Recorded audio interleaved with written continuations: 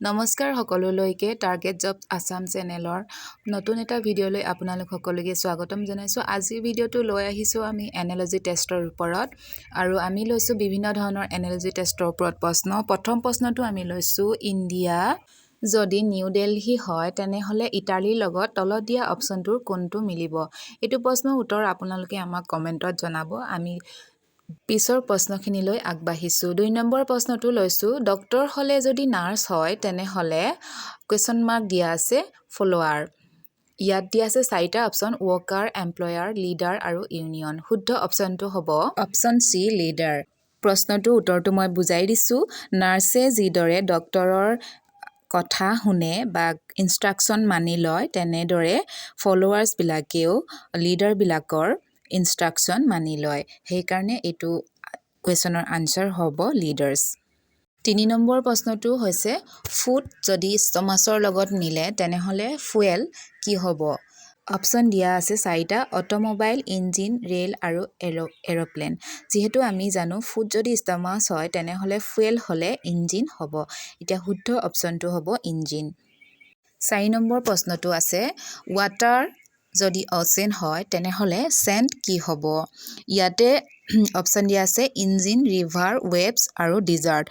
শুদ্ধ অপশ্যনটো হ'ব চেণ্ড হ'লে ডিজাৰ্ট হ'ব। ৱাটাৰ যদি সাগৰত পোৱা যায় তেনেহ'লে চেণ্ড ক'ত পোৱা যায়? চেণ্ড ডিজাৰ্টত পোৱা যায়। ডিজাৰ্ট হৈছে মৰুভূমি। শুদ্ধ অপশ্যনটো হ'ব ডিজাৰ্ট। 5 নম্বৰটো দিয়া আছে এডাল্ট বেবী, তাৰপাছত আকৌ কুৱেশ্যন মাৰ্ক দিয়া আছে ফ্লাৱাৰ। অপশ্যনকেইটা দিয়া হৈছে চিড, ফ্ৰুইট, বাটাৰফ্লাই আৰু বাড। যিহেতু আমি জানো এডাল্ট আৰু বেবী হৈছে মানুহৰ লাইফ ষ্টৰৰ 2টা ষ্টেজ, ঠিক তেনেদৰে ফ্লাৱাৰটো হ'ব ফ্ৰুইটছৰ লগত মিলিব কাৰণ বেবীৰ পিছত এডাল্ট আহে, ঠিক তেনেদৰে ফ্লাৱাৰ পিছতে ফ্ৰুইট হ'ব। এতিয়া অপশ্যন বি ফ্ৰুইটটো শুদ্ধ। 6 নম্বৰটো দিয়া আছে গুড, বেড আৰু ভাৰ্চাৰ হ'লে কুৱেশ্যন মাৰ্ক কি হ'ব? যিহেতু গুড আৰু বেড ৱৰ্ড দুটাৰ হৈছে ইটোৰ অপজিট। প্ৰশ্নটোত অপশ্যন দিয়া আছে ব্লেম, ভাইচ, ডিছপায়াৰ, চিন। এতিয়া আমাৰ ভাৰ্চাৰ শব্দটোৰ লগত ভাৰ্চাৰ শব্দটোৰ অপজিট মিনিং হৈছে চিন। এতিয়া আমাৰ মিলিব চিন ৱৰ্ডটো থকা অপশ্যনটো। 7 নম্বৰ প্ৰশ্নটোত দিয়া আছে মাউণ্টেন, ভেলী, তেনেহ'লে জিনিয়াছ কুৱেশ্যন মাৰ্ক। এতিয়া অপশ্যন দিয়া আছে ইণ্টেলিজেঞ্চ, থিং, ব্ৰেইন আৰু ইডিয়ট। এতিয়া ইয়াতে হ'ব মাউণ্টেনৰ লগত যদি ভেলী হ'ব পাৰে তেনেহ'লে জিনিয়াছৰ লগত ব্ৰেইন হ'ব।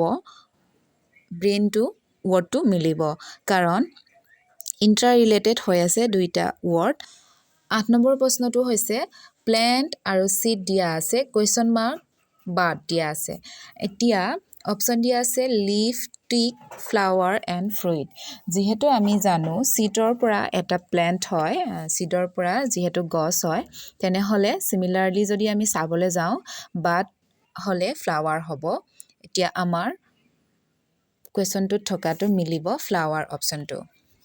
9 নম্বৰ প্ৰশ্নটো হৈছে আই হ'লে যদি চি হয় তেনেহ'লে লেক হ'লে তলত দিয়া অপশ্যনটো কোনটো হ'ব? অপশ্যন দিয়া আছে ৰাইট, হিয়াৰ, ব্ৰেথ, ৱাক।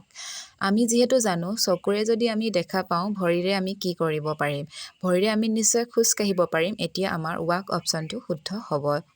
এতিয়া 10 নম্বৰত দিয়া আছে কুৱেশ্যনটোত পেজ হ'লে বুক হ'ব যদি তেনেহ'লে লিফ হ'লে কি হ'ব? অপশ্যন দিয়া আছে ৰেড, ৰুট, ট্ৰী আৰু ফৰেষ্ট।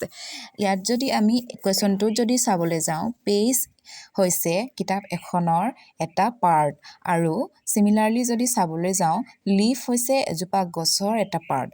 যদি পেজ নাথাকে তেনেহ'লে এখন কিতাপ হ'ব নোৱাৰে আৰু যদি পাত নাথাকে তেনেহ'লে এজোপা গছ হ'ব নোৱাৰে। সেয়েহে অপশ্যন থকা ভিতৰত চি অপশ্যনটো শুদ্ধ হ'ব।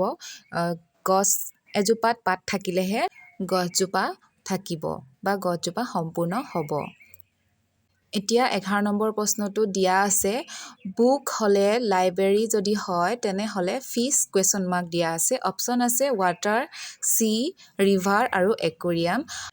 এইটো প্ৰশ্নৰ উত্তৰ আপোনালোকলৈ এৰি দিছোঁ, আমাক কমেণ্টত জনাব।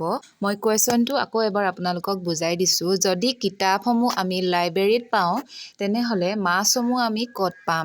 এতিয়া আমি জানো মাছ ৱাটাৰটো থাকে, চিটো থাকে, ৰিভাৰটো থাকে, কিন্তু একুৰিয়ামতো মাছ থাকে। এতিয়া আমাক আপোনালোকে জনাওক শুদ্ধ অপশ্যনটো কোনটো হ'ব।